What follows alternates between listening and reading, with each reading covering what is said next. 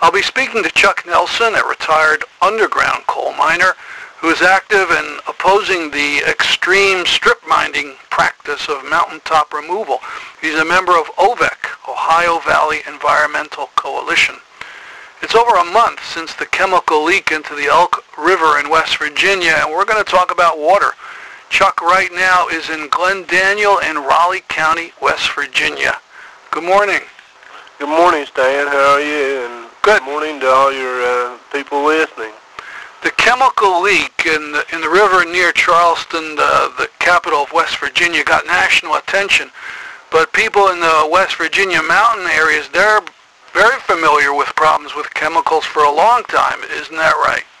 That's correct. We've had a long-going history of having water issues and problems, within our communities, and it's just all based from the coal company and the way they discharge all their pollutants into nearby impoundments or injections in and around our communities. Well, what's an impoundment? An impoundment is that you'll have just like you had two hills with a valley in between, and what they do is they get the overburden that they blow off the top of the mountains, and they'll fill that valley in, and they actually build a dam out of the coal waste, the coal refuge, the overburden. That is what the dam is made out of. Mm-hmm. And then they pump this slurry, what we call slurry. This is all the waste and all the chemicals that they use in the process of cleaning coal. And they pump it behind this dam, and makes big lakes of toxic, just toxic chemicals and toxic brew is what we call it. We call it the witch's brew. But it contains over 237 chemicals that we know of, in this. And it takes so much water to clean. It takes 95 gallons of water to clean 1 ton of coal. So there's an amazing amount of waste that's being pumped in behind these man-made dams. And, these ponds are not lined. So we have these chemicals and stuff leaching into the ground, mm-hmm. And migrating to our streams and right to our rivers here in the coal fields. And can you point to, bad things that happen because of that? Well, our water, which, a lot of people when I was growing up, is we all had well water. We didn't have municipal water. But it was some of the best water you could get anywhere. Mm-hmm. Prior to the coal industry coming in here and destroying our aquifer and our water supply. And so then they had to install municipal water in and all around these little rural areas, up these little hollers, to get people potable water. And some of these impoundments, some of them are as they hold billions of gallons of sludge. Mm-hmm. The one just a few miles down below my house has 9 billion gallons. That's billion with a B, right? With a B, 9 billion gallons. Wow. And the dam itself is taller than the Hoover Dam. That's how big these impoundments are, and they're littered all up and down the coal valley. And their idea is just to leave the stuff there forever? Yes. I mean, it has to be treated forever.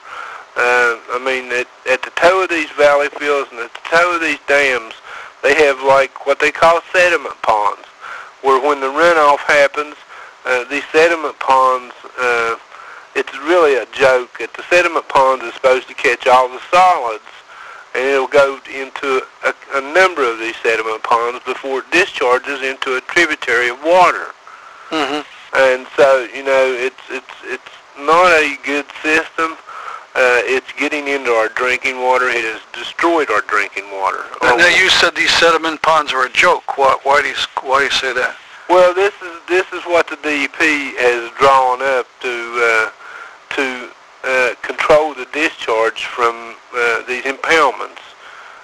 Is sediment ponds. That's what they use, and it's the DEP's version of saying, well, we can catch the pollution before it reaches the main body of water. Mm-hmm. That the solids will settle into just a pond, a small pond, and you know, you and I both know that when we have big rainstorms and there's you know, a great volume of water coming off these valley fields, and when they hit these sediment ponds, it's stirring everything up. It's just churning the water up. I mean, when we have big storms and stuff. And it's, you know, a lot of those solids are escaping the sediment ponds and going right down into our waterways.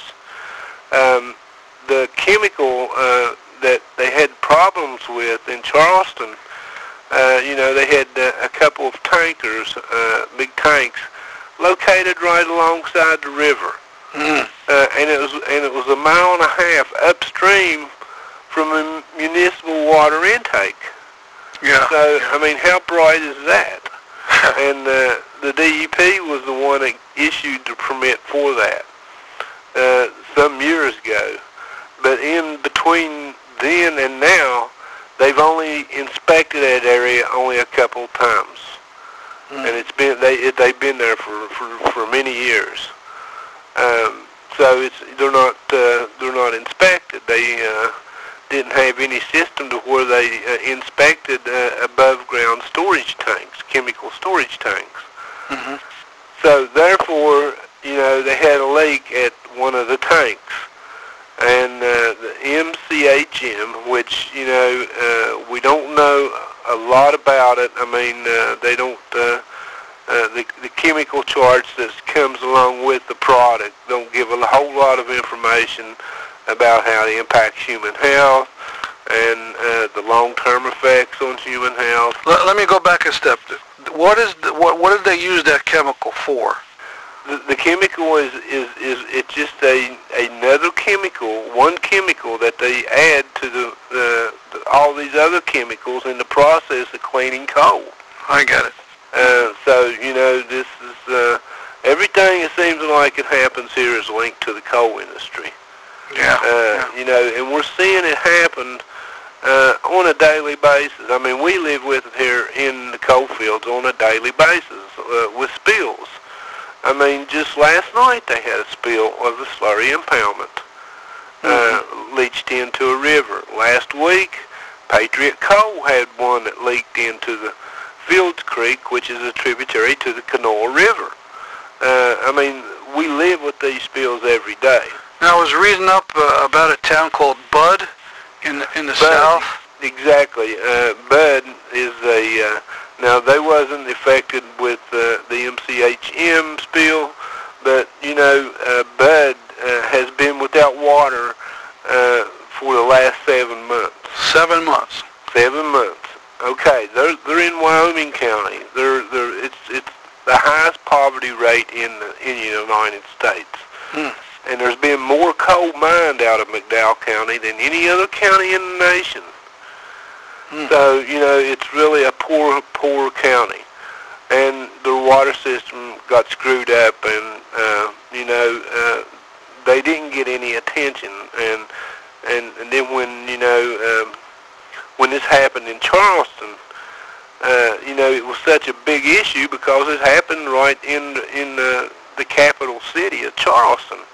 And it affected 300,000 people in 9 different counties. So, you know, it was a big deal. It was caught national news of the spill. But, you know, in the coal fields, that's what we're saying, that we live with this every day and have been for many, many years. Now, of the same chemical, MCHM, plus 230 some more chemicals that's leaching into our streams and into our groundwater. Now, let me talk about that latest big spill around Charleston. So, is that situation over? Is the water now safe? What is it now? Well, it's not over. I mean, there's a lot of skepticism amongst the people because they've got so much conflicting answers from our state regulatory agencies, our state elected officials. I mean, once they said that, they raised the ban, they give the all clear. First, they were late getting the don't drink the water ban out. And a lot of people had consumed the water before word really actually got to them. So that was mistake number one. And then they lifted the ban just a week after that. And people are still experiencing water problems dealing with this MCHM as late as this week. I mean, Monday they had to let school out of one of the elementary schools where kids were getting sick. And the teachers were getting sick, and they smelt this licorice smell, which MCHM gives out like a licorice sweet smell in the water. And, it's still an ongoing problem. And I mean, we've had public hearings with our legislature, and I really got disappointed because, half the legislature didn't attend the meeting. Wow. Now, I understand you met with the governor about this Elk River spill? Yeah, we did meet with the governor, and the way we went about meeting with him, we have been petitioning the Office of Surface Mining to come in and take over the operation of the Department of Environmental Protection Agency because they're just not doing their jobs. They're incompetent at doing their jobs. And so we asked several months ago for the OSM to come in and take over the mining enforcement part of DEP to see that it protects the citizens and the communities, which the DEP has failed to do that. And our state leaders have failed to do that. So, anyway, we met with the governor to hand him a petition that had over 30-some-thousand names on it, that the people that wanted the Office of Surface Mining to come in and take over the DEP, to ask the federal government to come in and take over. And as we was handing this petition, there was all this water crisis issues was hitting the ceiling at the same time. Right. And he was getting a lot of negative feedback because he would not meet with his constituents, with the public, with the people, and really be honest with them and give them a straight answer. What's the governor's name? Governor Earl Ray Tomlin. And he presided as Governor Joe Manchin, which he took the office of United States Senator when Senator Byrd passed away. And and Manchin has his hands right in it too. He's down here saying, "Well, I drank the water and it's fine with me," and all this stuff, But we've had a long history of arguments with Governor Manchin then because he does not want to meet with his constituents. He would rather serve special interest groups. So how did I'm sorry, finish. Such as the West Virginia Association of Coal Mining. That's who he caters to. And, any negative feedback towards the industry, and then he's quick to come on the defense of these coal companies. So how did your meeting with the governor go? Well, it wasn't what we actually wanted. They had stopped giving out potable drinking water, to people in these communities that were hit the hardest. And, we told them that, people are really scared to use their municipal water. They still have that smell, and, they're really scared because nobody knows what this chemical does to human health. They actually came out and said for elderly people and pregnant women, do not drink water at all. And, that's still the rule? Yeah, that's still the rule right today. After about 40 days or 50 days? Yeah. And so, we did, and when we went into the meeting, we were told that the only thing that we could talk about was water distribution. We could not talk about anything about enforcement, what has went wrong, what we could do better, have good a dialogue, a good conversation of what needs to be addressed. We were only allowed to talk about water distribution, and he agreed that he would continue giving out potable water to these communities because just people didn't have confidence in the government and the state regulatory agencies. And because there were so many conflicting stories out there, and scientists, saying one thing, and our elected officials saying the other thing, and more or less, the elected officials down in Charleston in our legislature really wanted it to just go away. If they had to pick, that's what they didn't want to really deal with it because they've got into something here they don't know anything about, and it's going to be hard to take care of and to clean up. Well, this is, good, an interesting story. In Connecticut, we had a demonstration by people opposing mountaintop removal, and a couple of them climbed up this huge crane and put out a big banner. This was in Stamford, and now they're facing trial for, serious charges, including conspiracy. So we've been following this story for a while. Well, it seems like we've had direct actions taken here with people getting up into, they call them tree setters, where they climb up into trees close to where they're blasting at on these MTR sites. And, it shuts them down. They're not allowed to blast until, they can't blast with those people in those trees. And some of them stay up there for 2 weeks at a time, but this is the only way that we can stop them. Wow. And then when they get down, they're facing, $100,000 bonds, to get out of jail. This is ridiculous, and it's a deterrent to try to send a message. We're not going to put up with this. And they're doing the same thing in Connecticut with these guys because the coal industry, the strength of the coal industry is unreal. They reach every corner of this country. And, in Connecticut is no exception. They have, some really strong backers in the Koch brothers and people like that, who want to see the industry survive. And coal has been under kind of a, I don't want to say attack because that's the word that the industry likes to use, like coal's been under attack, but it's the communities here that's been under attack by coal. Our water has been destroyed by coal. So really, we have been under attack from coal, not the coal being attacked by the EPA or whatever. The EPA is just trying to protect us. Okay, and we're now really grateful for that.